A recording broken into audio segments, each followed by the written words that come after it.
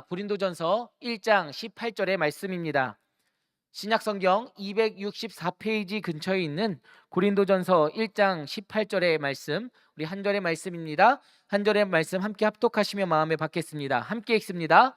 십자가의 도가 멸망하는 자들에게는 미련한 것이요 구원을 받는 우리에게는 하나님의 능력이라. 아멘. 하나님의 말씀입니다. 아멘. 할렐루야. 네, 오늘도 이 귀한 예배 자리 가운데 나오신 우리 모든 성도님들과 온라인으로 함께 참여하고 계시는 성도님들 가운데 하나님께서 주시는 놀라운 은혜가 가득 임하기를 간절히 소망합니다. 새해가 시작된 지 벌써 보름의 시간이 되고 있습니다. 2026년 새해 힘차게 시작하고 계십니까? 아멘. 네, 지난주 신년 성경 통독 세미나도 그렇고 신년 찬양 축제도 그렇고 우리 모두 가운데 귀한 은혜, 새로운 힘을 주고 있는 줄 믿습니다.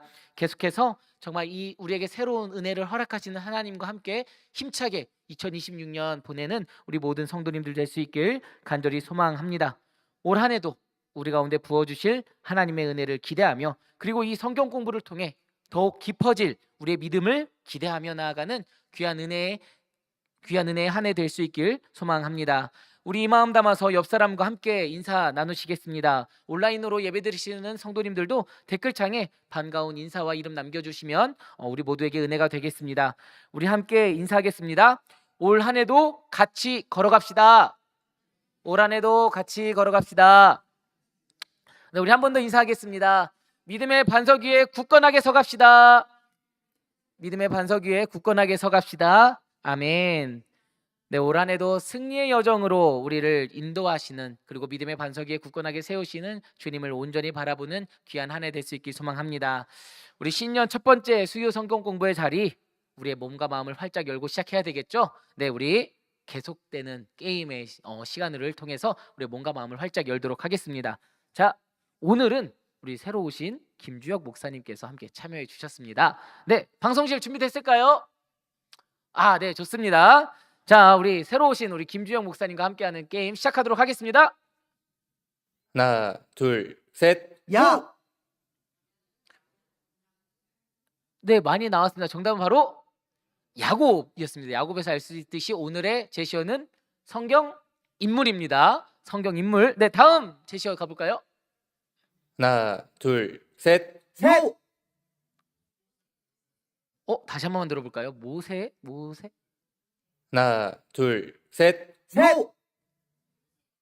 정답은 요셉이었습니다. 네, 요셉이었죠. 네, 우리 다음은 세 글자입니다.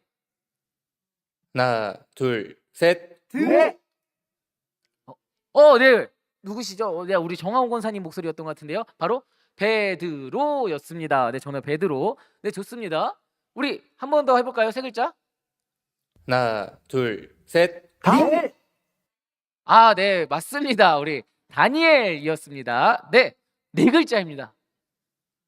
하나, 둘, 셋. 아우! 맞습니다. 정답은 바로 여호수아였습니다. 한 번에 맞추셨네요. 네, 우리 다음 글자도 한번 가볼까요? 하나, 둘, 셋. 모! 다시 한번 들어볼까요? 네, 네 하나, 글자입니다. 둘, 셋. 모! 뭐가 들린 것 같기도 하고요. 또 뭐가 들렸을까요? 다시 한번 들어볼까요? 하나, 둘, 셋. 모! 니자도 들린 것 같고요. 니와 니로 시작해서 뭐로 끝나는 성경 인물은? 네, 정답이 바로 니고데모였습니다. 니고데모. 네, 우리 마지막 문제 한번 가보도록 하겠습니다. 특별히 오늘은 6글자로 가져와 봤습니다. 네, 한번 들어보겠습니다. 하나, 둘, 셋. 라우! 어려우시죠? 그쵸? 만약에 사도신경을 미리 예습해온 분들이시라면 알 수 있는 인물입니다. 누구일까요? 네, 바로 정답은 본디오 빌라도였습니다. 네, 오늘의 주제로 이어지는 바로 본디오 빌라도가 마지막 글자였습니다. 네, 뭔가 마음이 열리셨습니까? 오히려 다치신 것은 아닌지 좀 걱정이 되기도 하는데요. 우리 하나님께서 주신 은혜를 집중하며 나아가도록 하겠습니다. 우리 지난 시간 벌써 작년이네요. 그렇죠? 작년. 우리 작년 마지막 시간에 어떤 주제를 다루었는지 기억하십니까? 1년이 지나서 벌써 1년이 지나서 기억이 안 나실 수도 있겠는데요.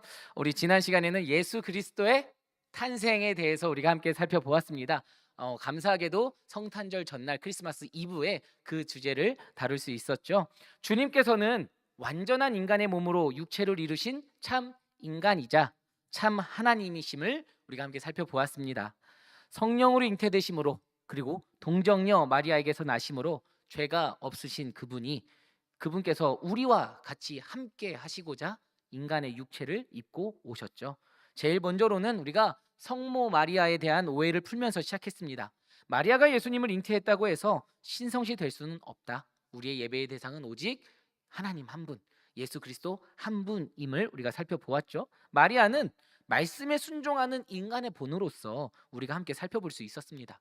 하와의 불순종으로 죄가 이 땅 가운데 들어와 죄의 역사가 시작이 되었다면 마리아라는 한 여인의 순종으로 은혜의 새로운 역사가 우리 가운데 찾아오게 되었음을 우리가 살펴볼 수 있었습니다. 또한 주님께서 우리 가운데 성육신 하심으로 참된 우리의 중보자가 되셨습니다. 중보자란 양쪽의 입장을 모두 알아야 수행할 수 있는 것인데 주님께서는 참 하나님이시자 동시에 참 인간이셨기 때문에 하나님과 우리 사이에 유일한 중보자가 되실 수 있었습니다. 그 주님께서 우리의 모든 상황과 우리의 모든 아픔에 공감하시기 위해 인간의 몸을 입고 오셨고 우리의 모든 죄악을 담당하셨다는 그 은혜를 우리가 함께 살펴보았습니다.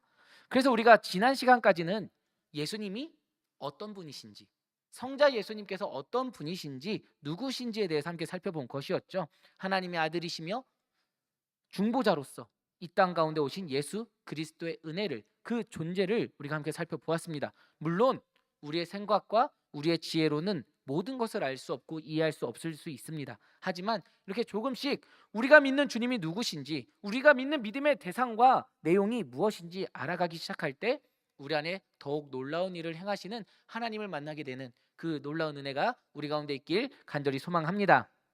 오늘은 예수님의 고난과 부활에 대해 함께 살펴보며 말씀의 은혜를 나누고자 합니다.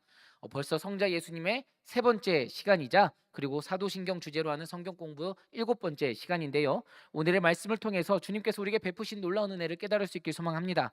사도신경은 예수 그리스도의 고난에 대해 기록하며 정말 갑작스럽게 한 인물을 거론하면서 시작하고 있습니다.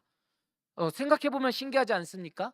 예수 그리스도의 생애, 예수님께서 이 땅 가운데 오셔서 어떤 일을 행하셨는지 보여줄 때에 예수님의 12제자의 이름이라든지 다른 좀 의인의 이름이 들어가면 그럴듯한데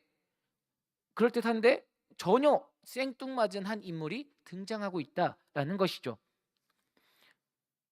사도신경은 그런 의인들을 기록하고 있지 않습니다. 예수님의 생애를 가장 함축적으로 보여줄 수 있는 그 삶의 모습, 제일 처음에 한 이방인의 이름이 고백이 되고 있는 것이죠. 유대인도 아닌 이방인의 이름이 말입니다. 바로 본디오 빌라도입니다. 이 자리에 계신 분들은 그가 어떤 인물인지 잘 아실 것입니다. 바로 예수 그리스도의 십자가 사형을 선고한 인물이죠. 그런데 그가 어떻게 예수 그리스도의 삶을 보여주는, 우리의 믿음의 고백이 되는 이 사도신경 속에 고백이 되고 있는 것일까요?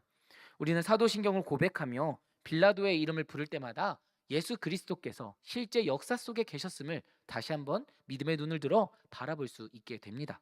우리가 고백하는 모든 신앙의 고백들이 역사 속에서 발생했던 역사적인 사실임을 우리는 고백하는 것이죠. 우리가 고백하는 이 역사라는 것은요, 단순히 과거의 기록이 아니라 우리 인류의 모든 시간을 의미합니다. 우리 기독교 신앙은 본질적으로 그러므로 역사적이고 세속적임을 우리는 바라볼 수 있어야 합니다. 지금 우리는 이 신앙의 삶을 살아가면서 이 세상을 전혀 무시하고 살아갈 수 없다라는 것입니다. 이 세상 속에서 발생하는 여러 전쟁과 억압의 현실, 뉴스를 통해서 들려오는 너무나도 안타까운 현실 등 우리가 살아가고 있는 이 역사 속에 우리 기독교인들은 관심을 가지고 바라볼 수 있어야 한다라는 것이죠. 아니, 관심을 넘어서 이 땅을 위해 중보할 수 있어야 합니다. 여러분, 우리 모두는 세상의 역사 가운데 살아가고 있습니다. 이 땅에 태어나는 순간 우리는 이 역사에 속하게 된 존재입니다. 삶의 현실에서 눈을 돌리거나 지구 반대편에서 발생하고 있는 여러 불의한 일들, 불의한 전쟁 등에 우리의 눈을 돌려서는 안 되는 이유가 여기에 있습니다. 그렇게 살아간다는 것은 본디오 빌라도가 예수 그리스도께서 십자가형을 선고한 후에 자신은 죄가 없다라며 세숫대에 손을 씻는 행위와도 똑같은 모습일 수 있습니다. 머리 아프게 우리가 왜 저 먼 곳에 있는 일까지 살펴보아야 합니까? 지금 내 삶을 즐기기에도 바쁜데 왜 그런 것까지 내가 신경을 써야 합니까? 라고 생각할 수 있습니다. 하지만 복음은 우리에게 분명히 말하고 있습니다. 예수 그리스도께서 우리를 구원하시기 위해 이 역사 속에 우리의 삶 속에 친히 들어오셨음을 말이죠. 주님께서 이 역사 속에 들어오셔서 관심 가지신 것은요, 길 잃어 방황하는 목자 없는 어린 양이었습니다. 맹인이었고 줄인 자였고 걷지 못하는 자였습니다. 그들을 외면한다고 해서 이 역사가 흘러가지 않는 것이 아닙니다. 하지만 주님께서는 이 역사 가운데 친히 들어오셔서 그들의 모든 삶 가운데 찾아가 주셨습니다. 그들에게 관심을 가져 주셨습니다. 이 믿음의 모습이 우리가 따라가야 할 믿음의 모습이 된다라는 것이죠. 우리가 나라와 민족과 세상을 위해 중보해야 할 이유가 여기에 있습니다. 주님께서 친히 인간의 몸을 입고 역사 속으로 들어오셔서 우리를 구원하셨듯이 우리의 삶 속에 찾아오셔서 우리의 삶의 주인이 되었듯이 우리의 삶 속에 찾아오셔서 우리의 삶에 관심 가지고 간섭하셨듯이 우리 또한 주님을 따라 현실의 문제 속으로 그 현실의 문제를 위해 중보하며 나아가야 한다라는 것이죠. 주님께서는 로마라는 제국의 통치 질서 아래에서 활동하셨습니다.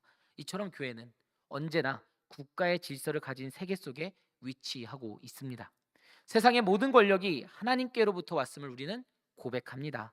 하지만 요한계시록의 말씀처럼 그 세상 권력은 언제든 바다 짐승처럼 하나님 앞에 대항하고 사람들에게 폭력을 가하는 악한 권력으로 변화가 될 수 있음도 우리는 기억해야 합니다. 이러한 현실 속에서 교회는 국가가 하나님으로부터 받은 권세를 빌라도처럼 부당하게 사용하지 않게끔 늘 지켜보아야 합니다. 이 현실 가운데서 하나님의 정의와 평화를 지켜나가기 위해 복음을 들고 세상 가운데 그리고 세상의 권력을 향해 말할 수 있어야 한다라는 것이죠. 그것이 바로 본디오 빌라도가 우리가 고백하는 사도신경 속에 들어간 이유가 되는 것입니다. 그리고 또한 오늘 우리는 우리가 고백하는 이 사도신경을 통해서 또 바라볼 수 있는 것이 있습니다. 바로 예수 그리스도께서 이 세상 가운데서 거부당하신 분임을 보여준다라는 것이죠. 주님께서는요 어린 시절부터 나고 자랐던 나사렛에서 배척당하셨습니다. 유대 민족 지도자들은 예수 그리스도를 신성 모독의 죄로 정죄하며 심판하기 바빴습니다. 그리고 최종적으로 본디오 빌라도에게 유대 지역의 평화를 무너뜨리는 정치적 위협으로 간주되어서 정죄를 당하셨습니다. 이처럼 예수님께서는 속했던 모든 곳에서 거부당하고 배척당하셨죠. 본디오 빌라도에게서 그 모든 배척이 함축적으로 의미가 드러나고 있는 것입니다. 나사렛에서 있던 사람들, 유대 종교 지도자들, 본디오 빌라도 모두 왜 그리스도를 그리스도로 바라보지 못했던 것일까요? 요한복음은 우리에게 이렇게 이야기합니다. 요한복음 1장 5절의 말씀입니다. 빛이 어둠에 비치되 어둠이 깨닫지 못하더라. 아멘. 그리고 요한복음 3장에 가서는 죄인인 우리가 빛을 깨닫지 못했을 뿐만 아니라 오히려 어둠을 더 사랑했다라고 말하고 있는 것을 확인하게 됩니다. 예수님께서는 이 세상 가운데 오셔서 거부당하셨다는 것, 배척당하셨다는 것, 그것은 사람들은 여전히 어둠 속에 있기를 좋아하는 죄성을 가진 존재였기 때문입니다. 그 뿌리 깊은 죄성 때문에 예수님이 메시아인 줄 알면서도 현재 자신이 머물고 있는 이 권력이 이 어둠이 너무 좋아서 예수님을 십자가에 못 박아 버렸던 것이죠. 우리는 오늘 본디오 빌라도의 모습을 통해서 이 고백을 통해서 우리의 모습을 돌아볼 수 있어야 합니다. 나는 본디오 빌라도가 아니야 라고 할 것이 아니라 내가 본디오 빌라도는 아닌지 여전히 어둠 속에 거하기를 좋아하는 나의 모습이 있는 것은 아닌지 돌아보아야 한다라는 것이죠. 예수님을 거부하고 배척했던 그 죄성이 우리 안에 있지는 않은지 돌아보아야 합니다. 그리고 우리는 기억해야 합니다. 이 죄성을 스스로 해결하지 못하고 있는 우리의 모습을 주님께서는 미워하지 않으시고 긍휼히 여기셔서 스스로 이 땅 가운데 오셨음을 기억해야 합니다. 우리의 죄를 해결하시기 위해 십자가의 길을 걸어가셨고 결국엔 우리의 모든 죄를 해결하신 주님의 사랑을 기억한다면 오늘도 우리는 이 세상을 위해 기꺼이 중보하며 나아갈 수 있으리라 믿습니다. 그 삶이 우리에게 있기를 좋으신 주님의 이름으로 축원합니다. 또한 사도신경은 예수님의 생애를 단 한순간으로 확 압축해서 우리에게 보여주고 있음을 살펴볼 수 있습니다. 본디오 빌라도에게 고난을 받아 십자가에 못 박혀 죽으시고, 예수님의 생애를 고난을 받아 십자가에 못 박혀 죽으시고로 단 한 문장으로 압축해서 이야기합니다. 주님께서는 분명히 이 땅 가운데 오셔서 하나님의 나라를 선포하셨습니다. 가난한 자에게, 억눌린 자에게, 아픈 자에게 찾아가셔서 복음의 빛을 선포하시고 치유하셨죠. 하지만 그 모든 내용이 사도신경 속에 나와 있지는 않습니다. 왜 사도신경은 그분의 공생애에서의 삶의 언급은 없고 바로 고난, 고통, 십자가를 이야기하고 있는 것일까요? 그 이유는 주님께서 낮아지심이 이미 고난이요, 자기 중심적인 세상 속에서 타자를 위한 복음 중심의 삶을 살아간 모든 시간이 고난의 연속이었기 때문입니다. 그래서 사도신경은 그리스도의 생애를 고난을 받으시고 이 한 문장에 함축해서 말하고 있는 것이죠.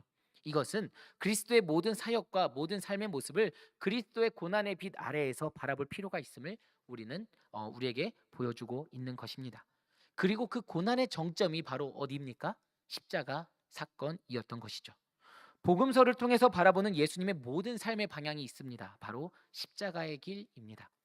당시 십자가는 여러 의미로 사람들의 머릿속에 끔찍한 도구로서, 처형 도구로서 남아 있었습니다. 로마의 통치제도 하에 살아가던 사람들은 로마 제국이 자신들의 권력을 유지하는 사형 방법으로 자신의 체제 위협을 가하면 어떻게 되는지 본보기로 보여주는 그러한 처형 도구로서 사용이 되었던 것이죠.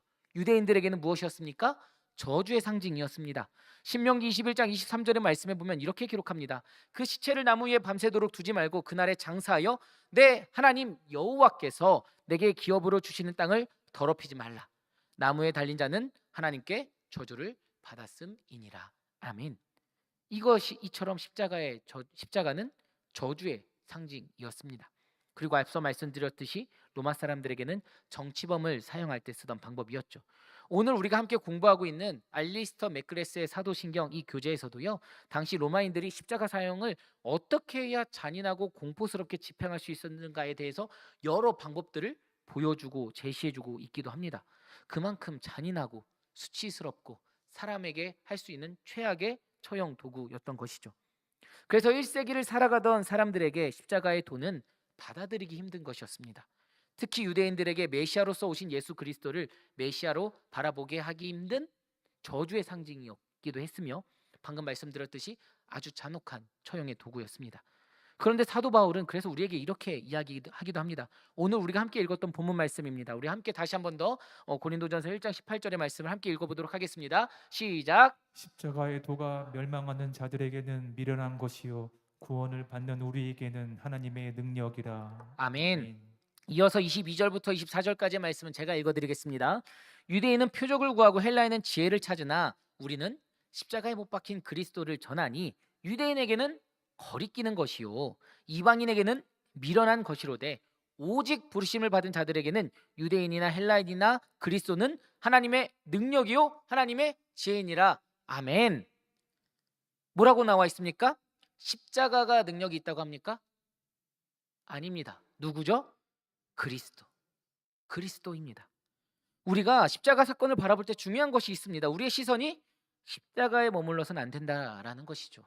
십자가라는 처형 도구에 집중해서는 안 됩니다.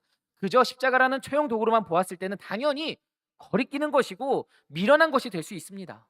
인간의 시선으로는 그럴 수 있습니다. 하지만 십자가에 달리신 이가 누구인지 바라볼 수 있게 되었을 때 십자가의 도가 우리에게 지혜로 찾아오게 된다라는 것이죠. 여러분, 십자가에 달리신 이가 누구이십니까? 하나님의 아들 예수 그리스도입니다. 그 예수 그리스도께서 하나님의 능력이며 하나님의 지혜라고 사도 바울은 분명하게 고백하고 있는 것입니다. 죄 없으신 하나님의 아들이 십자가에 달려 돌아가셨습니다. 그렇기 때문에 십자가는 고난과 죽음의 상징이 아니라 사랑의 상징으로 변화되어서 우리 가운데 찾아오게 된 것이죠. 십자가는요, 하나님께서 우리에게 자신을 어디까지 내어주셨는지를 알 수 있게 합니다. 성자 예수님께서는 성부 하나님의 뜻을 따르기 위해 어디까지 순종하셨는지 그 십자가를 통해서 우리에게 보여주고 있는 것이죠. 그 길을 예수님이라고 걷기 쉬웠던 것이 아니었습니다. 분명히 그 잔을 피하고 싶으셨습니다. 하지만 세상과 화해하기 원하시는 하나님의 뜻을 따라 십자가에 죽기까지 순종하신 것이죠. 이 땅 가운데 오셔서 온전히 타자를 위해 살아가시며 자신의 삶을 내어주셨던 사랑이 정점으로 십자가에서 드러나게 되었던 것이죠. 앞서 말씀드렸듯 타자를 위해 살아가셨던 삶 그 자체가 이미 예수님께 고난의 길이었지만 십자가에서 정점으로 그 내어주는 사랑의 모습을 보여주셨습니다. 하나님 앞에 온전히 순종하셨죠. 칼빈은 예수 그리스도의 순종에 대해서 이렇게 이야기합니다.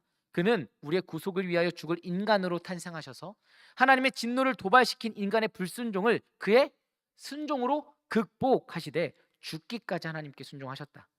예수님은 그의 죽음으로 죽음에 이르도록 아버지 하나님께 자기 자신을 헌신하셨다. 예수님은 그의 희생으로 아버지께 자기 자신을 드리심으로 하나님의 의를 단회적으로 이루셨다. 따라서 모든 믿는 자들은 영원히 거룩해지며 영원한 만족이 일어났다. 아멘. 칼빈은 이렇게 십자가의 의미를 예수 그리스도의 순종으로 우리에게 보여진 성삼위일체 하나님의 놀라운 사랑, 자기 자신을 내어주는 그 놀라운 사랑으로서 보여주고 있습니다. 이토록 우리는 감히 우리의 지혜로 이해하고 감당할 수 없는 놀라운 하나님의 은혜와 지혜를 십자가를 통해 십자가에 달리신 예수 그리스도를 통해서 바라볼 수 있게 되는 것이죠. 로마서 8장 32절의 말씀에서 이 놀라운 하나님의 사랑을 우리에게 보여줍니다. 자기 아들을 아끼지 아니하시고 우리 모든 사람을 위하여 내주시니가 어찌 그 아들과 함께 모든 것을 우리에게 주시지 아니하겠느냐. 아멘. 우리를 위해 모든 것을 내어주신 하나님의 사랑이 십자가에서 확증되었음을 믿음으로 바라볼 수 있길 소망합니다. 그렇다면 하나님의 아들이신 예수 그리스도께서 십자가에 달리신 이유가, 그 이유가 무엇일까요? 우리를 사랑하셔서 달리셨다는데 우리의 무엇 때문입니까? 바로 우리의 죄성 때문입니다. 우리의 죄 때문에 하나님과 우리 사이에는 건널 수 없는 깊은 골이 생겼습니다. 우리가 하나님께로 나아갈 수 없게 되었던 것이죠. 죄인인 우리는 하나님을 바라보지 못했습니다. 그런데 그 죄인인 우리를 하나님은 여전히 사랑하셔서 우리의 죄를 해결하셔서 우리와 화해하기를 원하셨습니다. 그리고 그 우리의 죄를 해결하시기 위하여 하나님은 자신의 사랑하는 아들을 내어 주실 수밖에 없었던 것이죠. 요한일서 4장 10절에 그 사랑의 의미가 기록이 되어져 있습니다. 우리 함께 한 목소리로 요한일서 4장 10절의 말씀을 읽어보도록 하겠습니다. 사랑은 여기 있으니 우리가 하나님을 사랑한 것이 아니요 하나님이 우리를 사랑하사 우리 죄를 속하기 위하여 화목제물로 그 아들을 보내셨습니다. 아멘. 아멘. 화목제물로서 예수 그리스도를 우리에게 보내주신 것이죠. 하나님과 우리 사이를 화목하게 하시기 위해서 말입니다. 우리의 죄로 인해 주님께서는 십자가에 달려 돌아가셨습니다. 고린도전서 15장 3절에서도 이렇게 말합니다. 내가 받은 것을 먼저 너에게 전하였노니 이는 성경대로 그리스도께서 우리 죄를 위하여 죽으시고, 아멘. 우리 죄를 위하여 죽으시고 분명하게 기록하고 있습니다. 오늘날 우리가 하는 신앙의 고백은 단순히 주님께서 십자가에 달려 돌아가셨다는 역사적인 사실을 고백하려고 하는 것이 아닙니다. 그것을 이야기하려고 하는 것이 아닙니다. 단순히 십자가라는 잔인한 형벌을 받으셨다는 그 팩트, 그 사실을 이야기하고자 함이 아닙니다. 우리의 죄를 위하여 십자가의 길을 주님께서 감당하셨음을, 걸어가셨음을 고백하는 것이죠. 그래서 오늘 우리가 함께 공부하고 있는 이 교재에서는 이렇게 이야기합니다. 그리스도께서 죽으셨다는 것은 단순한 역사적 사실이지만 그분이 우리 죄를 위해 죽으셨다는 것은 복음 그 자체다. 아멘. 본디오 빌라도라는 인물을 통해서 역사적으로 우리 가운데 오신 예수 그리스도를 우리는 바라보게 됩니다. 그리고 십자가에 달려 돌아가신 그 사랑의 모습을 통해서 역사적인 사실을 넘어 우리 삶 가운데 복음으로 찾아오신 주님의 놀라운 사랑을 누리게 될 수 있다라는 것이죠. 이 사랑의 고백을 주님 오시는 그날까지 할 수 있는 저와 여러분이 될 수 있길 소망합니다. 그렇게 십자가에 달려 돌아가신 예수님께서는 사흘 만에 부활하셔서 우리 가운데 다시 오셨습니다. 우리 그리스도인들에게 아주 중요한 믿음의 내용이죠. 바로 부활입니다. 고린도전서 15장 17절의 말씀에 보면 그리스도께서 다시 살아나신 일이 없으면 너희의 믿음도 헛되고 너희가 여전히 죄 가운데 있을 것이요 라고 기록하고 있습니다. 이토록 우리의 믿음에 있어서 아주 중요한 부활이 중요한 이유는 무엇일까요? 제임스 패커는 그의 책 사도신경에서 부활의 의미에 대해서 이렇게 말합니다. 첫 번째로는 하나님의 아들이심을 그 부활을 통해 드러내었다라고 말이죠. 로마서 1장 4절의 말씀입니다. 성결의 영으로는 죽은 자들 가운데서 부활하사 능력으로 하나님의 아들로 선포되셨으니 곧 우리 주 예수 그리스도시니라. 아멘. 죽은 사람들 가운데서 부활하신 그 능력으로 하나님의 아들이심이 확증되었다라고 로마서는 말하고 있습니다. 부활이 곧 능력이며 하나님의 아들이심을 드러내는 능력이었음을 말하고 있는 것이죠. 하지만 그 무엇보다 중요한 것은 바로 이 부활을 통해서 우리는 새 창조의 역사가 우리 가운데 찾아왔다라는 것을 바라볼 수 있는 것입니다. 고린도후서 5장 17절의 말씀에 보면 그런즉 누구든지 그리스도 안에 있으면 새로운 피조물이라 이전 것은 지나갔으니 보라 새 것이 되었도다. 아멘. 여러분, 예수 그리스도의 부활은요, 안식일 다음 날, 즉 하나님께서 창조하신 역사의 일곱째 날 다음 날에 부활하셨습니다. 그리고 예수 그리스도로 인하여 새로운 창조의 역사가 우리 가운데 시작이 된 것이죠. 이에 대해서 김진혁 교수는 그의 책 우리가 믿는 것들에 대하여에서 이렇게 이야기하고 있기도 합니다.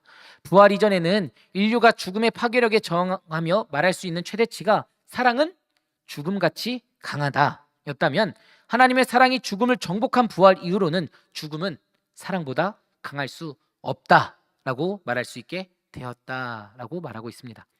이러한 사랑이 있기에, 이러한 새로운 창조의 사랑이 있기에, 죽음조차 이긴 사망의 권세에서 승리한 사랑의 그 놀라운 부활의 능력이 있기에 오늘도 우리는 새로운 소망을 품으며 나아갈 수 있게 되는 것이죠. 우리를 새롭게 하실 하나님을 소망하며 나아갈 수 있게 되는 놀라운 은혜가 주어진 것입니다. 사도 바울은 사도행전 13장에서 나오는 그의 설교문을 통하여 이 부활이 단순히 우연하게 이루어진 것이 아니라 하나님의 약속의 성취이자 인류 역사의 전환점임을 분명하게 이야기하고 있습니다. 또한 말씀은 우리에게 이 사건이 단순히 예수 그리스도와 하나님이 하신 일이 아니라 성삼위일체 하나님 모두가 함께 참여한 놀라운 기적의 사건임도 말해주고 있죠. 로마서 8장 11절의 말씀입니다. 예수를 죽은 자 가운데서 살리신 이의 영이 너희 안에 거하시면 그리스도 예수를 죽은 자 가운데서 살리신 이가 너희 안에 거하시는 그의 영으로 말미암아 너희 죽을 몸도 살리시리라. 아멘. 살리신 이의 영, 하나님과 성령 하나님을 의미합니다. 그리고 그 성령 하나님을 통하여 예수 그리스도의 부활이 우리에게까지 임하게 됨을 말씀은 증언하고 있습니다. 이렇게 우리는 하나님께서 부어주시는 놀라운 성령님과 성령님을 통해 주시는 그 부활이라는 영원한 생명 덕분에 더 이상 죽음의 두려움을 넘어서서 그거에 갇혀 있는 것이 아니라 죽음의 두려움을 넘어서서 부활의 소망, 부활의 신앙, 새로운 소망을 품으며 살아갈 수 있게 된 것이죠. 우리를 새롭게 창조하실 하나님을 소망하며 나아갈 수 있게 되었다라는 것입니다. 부활은 이처럼 우리 인간의 존재에 대해서 다시금 생각하게 해주는 놀라운 사건으로서 우리에게 찾아오게 된 것입니다. 죽음으로 향하는 우리 인간의 존재가 아니라 부활로 향하는 인간의 존재로서 인류의 역사가 다시 창조되고 시작하게 되었습니다. 사랑하는 여러분, 이 모든 것이 하나님께서 우리를 너무 사랑하시사 모든 것을 내어주시는 사랑으로 선물로서 주신 은혜임을 바라볼 수 있길 소망합니다. 예수 그리스도의 고난도, 예수 그리스도의 부활도 모두 우리를 위한 하나님의 사랑입니다. 모든 것을 내어주시기까지 사랑하신 사랑의 모습이죠. 그 사랑이 성령 하나님을 통하여 우리 가운데 주어졌습니다. 예수 그리스도의 고난과 부활의 사랑이 우리 가운데 주어졌습니다. 그래서 죄인된 우리의 사슬을 끊게 하시고 하나님께로 향하게 했으며 죽음으로밖에 갈 수 없는 우리를 영원한 생명과 부활의 삶으로 견인하고 계십니다. 비록 본디오 빌라도로 대표되는 세상의 권력으로 이 역사 속에 살아가는 우리도 박해를 받고 고난을 받을 수 있습니다. 때로 잘못 흘러가는 세상의 권력을 향해 하나님의 정의와 공의, 평화를 외치며 고난을 겪을 수 있습니다. 하지만 우리는 이제 그 고난과 어려움 앞에 좌절하지 않을 소망을 품게 되었습니다. 우리보다 먼저 앞서 그 길을 걸어가신, 영광의 길을 걸어가신 주님께서 모든 것을 승리하셨기 때문입니다. 죽음마저도 승리하신, 이기신 그 놀라운 사랑이 우리 가운데 주어졌기 때문입니다. 새롭게 창조하실 하나님의 놀라운 하나님의 부활의 능력을 우리가 믿음으로 바라볼 수 있게 되었기 때문입니다. 현실을 외면하는 힘으로 승리하는 것이 아니라 그 현실마저도 승리케 하시는 놀라운 하나님의 사랑을 통하여 오늘도 우리는 우리에게 주어진 이 삶을 살아갈 수 있습니다. 자신을 사랑하는 아들을 내어주신, 전부를 내어주신 성부 하나님의 사랑이 우리 가운데 주어졌기에, 죽기까지 순종하시고 자기 자신을 내어주신 예수 그리스도의 사랑이 우리 가운데 주어졌기에, 그 모든 것들을 띠로 묶어주시고 오늘도 우리 가운데 찾아와 참된 은혜를 주시며 부활의 새로운 소망, 새로운 창조의 영을 허락하시는 성령 하나님의 사랑이 우리 가운데 주어졌기에 우리는 오늘도 살아갈 수 있습니다. 그 성령 하나님을 통하여 언젠가 우리에게 주어질 부활의 영광을 온전히 바라볼 수 있길 소망합니다. 그 성령 하나님을 통하여 이 땅 가운데서 우리가 살아가고 있는 현실 가운데서 이미 주어진 승리의 삶을 살아갈 수 있으리라 믿어 의심치 않습니다. 이번 한 주 이 귀한 신앙의 고백을 붙들고 살아가는 저와 여러분이 되시기를 좋으신 주님의 이름으로 간절히 축원합니다. 아멘. 오늘도 사도신경을 문답형으로 고백하며 우리의 신앙을 고백하고자 합니다. 인도자의 질문과 회중의 응답으로 세대를 넘어 지켜온 사도신경을 마음으로 응답하고 삶으로 결단하며 나의 신앙 고백으로 드리겠습니다. 사랑하는 성도 여러분, 이제 우리가 믿는 하나님을 고백하겠습니다. 여러분은 전능하신 하나님 아버지를 믿으십니까? 나는 전능하신 하나님 아버지를 믿습니다. 천지의 창조주를 믿습니다. 여러분은 그의 독생자 우리 주 예수 그리스도를 믿으십니까? 나는 그 외아들 우리 주 예수 그리스도를 믿습니다.